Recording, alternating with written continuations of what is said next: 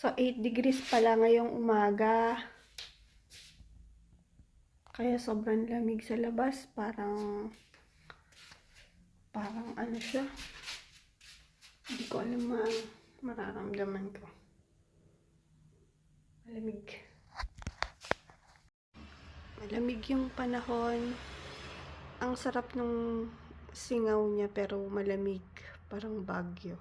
Ang ganda lang kasi nakatilt yung bintana. Tapos may screen siya para hindi makakapasok yung mga insects. Ganon din yun sa iba. Ito lang minsan din yung maganda dito.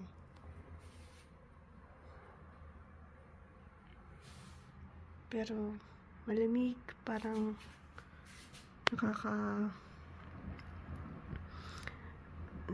anong lumabas, nakakaginaw.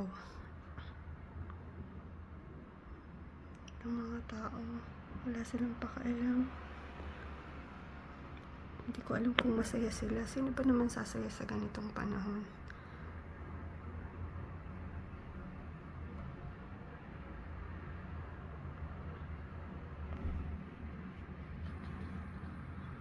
Parang umuulan.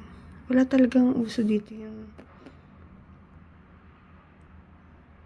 chit-chatting.